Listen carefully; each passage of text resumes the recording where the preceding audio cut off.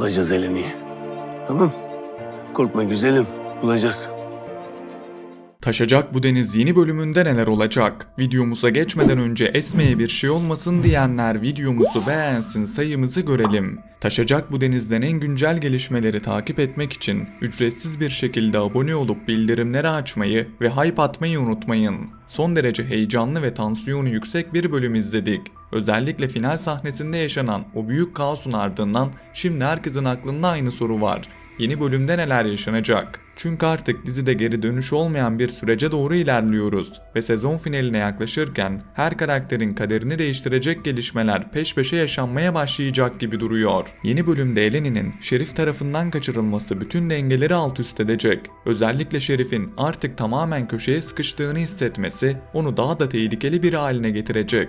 Bu yüzden Eleni'yi kaçırarak hem Adil'e hem de Esme'ye çok ağır bir darbe vurmak isteyecek. Diğer tarafta vurulan Esme ise hepimizi korkutmuştu. Ancak benim düşünceme göre Esme'ye korkulan olmayacak. Hatta kısa süre içerisinde toparlanıp ayağa kalkacak ve kızını kurtarmak için Adil'le birlikte harekete geçecek. Zaten Esme karakterini düşündüğümüzde Eleni tehlikedeyken geri planda kalması mümkün değil. Özellikle annelik duygusuyla birlikte çok daha güçlü bir Esme izleyeceğimizi düşünüyorum. Bu süreçte Adil'in de Esme'yi yalnız bırakmayacağını ve ikilinin uzun zaman sonra ilk kez tamamen aynı amaç uğruna omuz omuza mücadele edeceğini düşünüyorum. Şerif'in Eleni'yi Gürcistan'a götürmesiyle birlikte dizinin hikayesi artık çok daha farklı bir boyuta taşınacak. Çünkü burada Timur Volkov karakteri devreye girecek ve bence Timur'un gelişi sadece birkaç bölümlük bir hikaye olmayacak. Özellikle Şerif'in çaresiz kaldığı noktada Timur gibi güçlü ve karanlık bir isimden destek alması dizideki tehlike boyutunu büyütecek.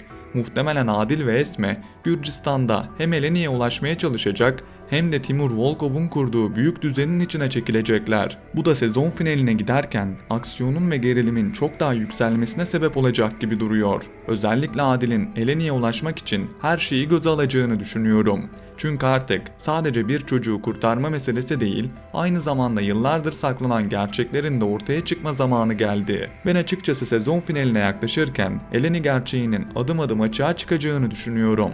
Adil'in içindeki şüphelerin giderek büyümesi ve Eleni'ye karşı hissettiği bağ artık tesadüf gibi durmuyor. Özellikle bu kaçırılma olayından sonra Adil'in Eleni'ye olan bağlılığı daha da net ortaya çıkacak. Hatta bir noktadan sonra Adil'in sadece Eleni'yi kurtarmaya değil, aynı zamanda onunla arasındaki bağı çözmeye çalışacağını düşünüyorum.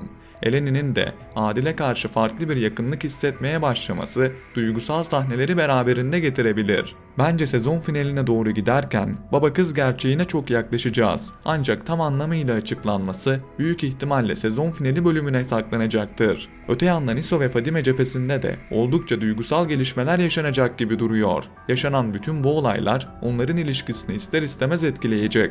Özellikle Koçeriler tarafında yaşanan gerginlikler ve Şerif'in yarattığı büyük kriz İso ile Fadime arasında da bazı kırılmalara sebep olabilir. Ancak İso'nun aşkına sahip çıkacağını düşünüyorum. Çünkü İso şimdiye kadar ne olursa olsun Fadime'nin yanında durmaya çalışan bir karakter oldu. Yeni bölümde de aynı şekilde karısını yalnız bırakmayacak ve Koçerilerin yanında dimdik duracak. Bu yüzden ben ilişkilerinin yara alacağını ama tamamen dağılmayacağını düşünüyorum. Tam tersine bu süreç onların bağını daha da güçlendirebilir. Özellikle İso'nun vereceği mücadele yeni bölümün en dikkat çeken detaylarından biri olabilir.